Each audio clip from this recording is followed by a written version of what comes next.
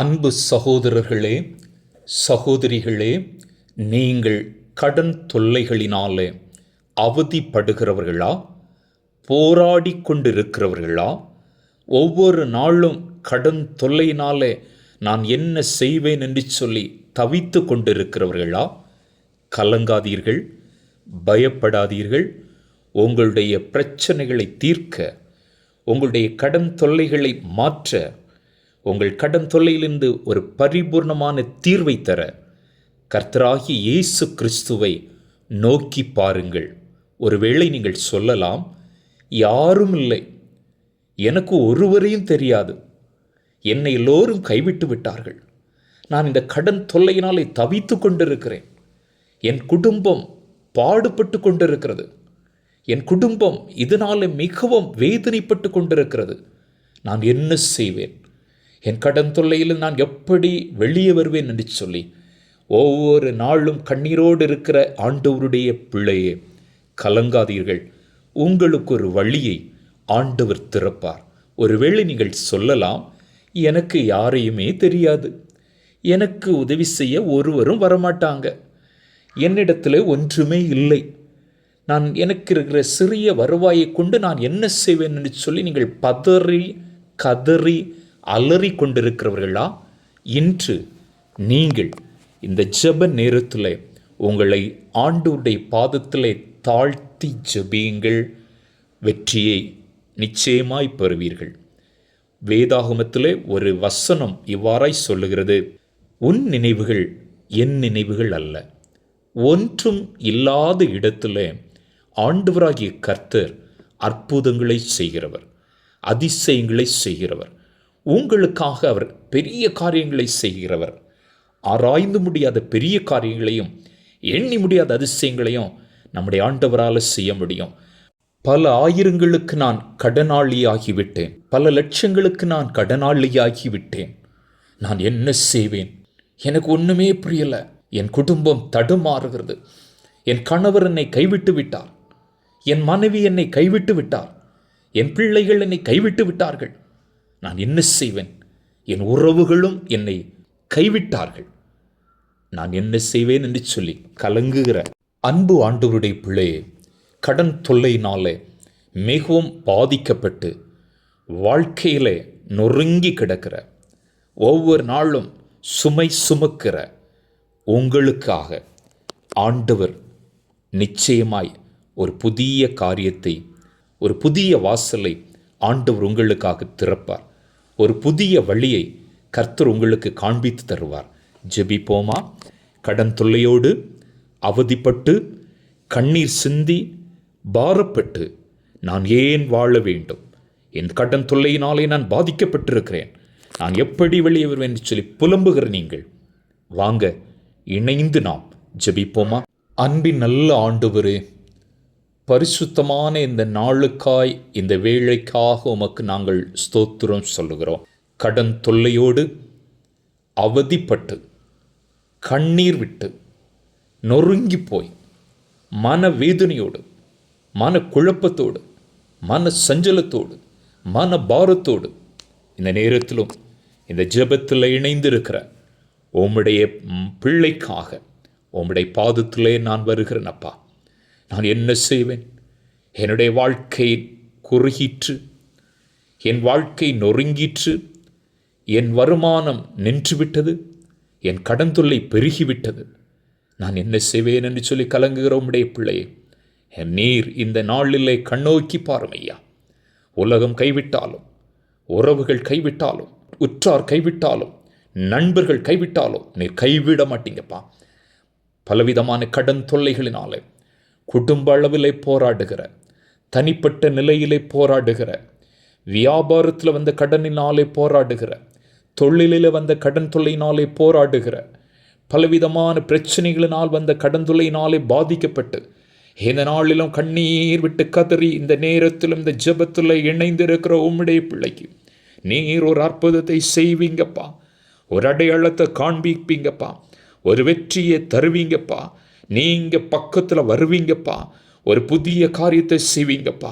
எனக்கு ஒருவரையும் தெரியாது என்று சொல்லி கலங்குகிற உம்முடைய பிள்ளையுடைய வீட்டில் உம்முடைய பிள்ளையுடைய கண்களுக்கு முன்பாக நீர் வந்து நின்று, மகனே மகளே, நான் உனக்கு என்ன செய்ய வேண்டும்?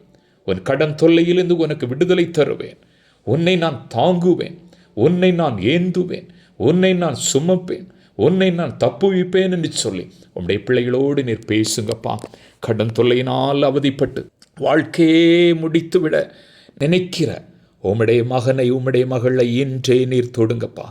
உம்மால் கூடும் ஐயா. எத்தனையோ ஆயிரங்களுக்கு, எத்தனையோ லட்சங்களுக்கு, எத்தனையோ கோடிகளுக்கு கடன்பட்டு தவித்து எல்லாவற்றையும் இழந்து நான் என்ன செய்வேன் என்று சொல்லி பரிதவித்து இருக்கிற உம்முடைய பிள்ளையை நோக்கி பாரும், பக்கம் வாரும். ஆண்டவரே, நீர் ரட்சியும், நீர் மீட்டு கொள்ளும். நம்மால் கூடும் ஐயா. உம்முடைய பிள்ளைக்கு ஒரு புதிய வழியை காட்டி கடன் தொலையிலிருந்து வெளியே வந்து, என் தேவன் பெரியவர், என் தேவன் நல்லவர், என் தேவன் வாக்கு மாறாதவர், என் தேவன் அதிசயங்களை செய்தார் என்று சொல்லி ஸ்தோத்திரிக்க உதவி செய்யுங்கப்பா. இந்த நாளிலும் கூட கடன் தொல்லையினாலே, பல்வேறு சூழ்நிலைகளினாலே வந்த கடனினாலே, தொழிலில் வந்த, வியாபாரத்தில் வந்த, குடும்பத்தில் வந்த, பிள்ளைகளுடைய கல்வி நிமித்தமாய், திருமணம் செய்து கொடுத்தது நிமித்தமாய், வீடு கட்டியது நிமித்தமாய், இன்னும் சில முக்கியமான காரியங்களை செய்தது நிமித்தமாய் வந்த கடன் தொல்லையிலிருந்து வெளியே வர முடியாதபடி நான் தவிக்கிறேன், நான் புலம்புகிறேன், நான் கதறுகிறேன், நான் கண்ணீர் வடிக்கிறேன், என்னால் முடியாது என்று சொல்லி ஏங்கி கொண்டிருக்கிற இதோ இந்த ஜெபத்திலே தன்னை இணைத்திருக்கிற உம்முடைய பிள்ளையை நீர் நோக்கி பார்த்து, பக்கம் வந்து தாங்கி பிடித்து, கரம் பிடித்து தூக்கி நிறுத்தி, மார்போடு அணைத்து, நான் உன்னோடு இருக்கிறேன், நான் உன்னை விட்டு விலகுவதும் இல்லை, உன்னை கைவிடுவதும் என்று சொல்கிற வார்த்தையை சொல்லி உம்முடைய பிள்ளையை தைரியப்படுத்தும். கடன் தொல்லையிலிருந்து, பலவிதமான பிரச்சனைகளிலிருந்து, கடன் போராட்டங்களிலிருந்து உம்முடைய பிள்ளைக்கு நீர் விடுதலை கொடுக்க போறீங்க, வெற்றியை தர போறீங்க. ஜெபித்தூமை நம்ப போறாங்க. இந்த ஜெபத்தில் தங்க இல்லை தாழ்த்தி இருக்கிறாங்க, உண்மையே நோக்கி பார்க்குறாங்கப்பா.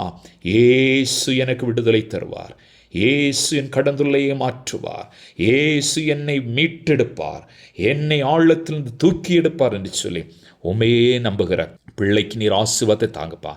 கடன் தொல்லையோடு போராடுகிற, கடன் தொல்லையோடு அவதிப்படுகிற, கடன் தொல்லையோடு கண்ணீர் வடிக்கிற, கடன் தொல்லையோடு பாதிக்கப்பட்டு கொண்டிருக்கிற சூழ்நிலைகளின் நிமித்தமாய், கணவன் கைவிட்டது நிமித்தமாய், மனைவி கைவிட்டது நிமித்தமாய், பிள்ளைகள் கைவிட்டது நிமித்தமாய், பெற்றோர் கைவிட்டது நிமித்தமாய், உறவுகள் கைவிட்டது நிமித்தமாய், நண்பர்கள் கைவிட்டது நிமித்தமாய், நம்பினவர்கள் செய்த துரோகத்தின் நிமித்தமாய், கைவிடப்பட்ட சூழ்நிலை நிமித்தமாய் இதோ இந்த ஜெபத்தில் வந்து உம்மை நோக்கி பார்க்கிற உம்முடைய பிள்ளைக்கு நீர் விடுதலை தாரும். ஜெபமே ஜெயம்.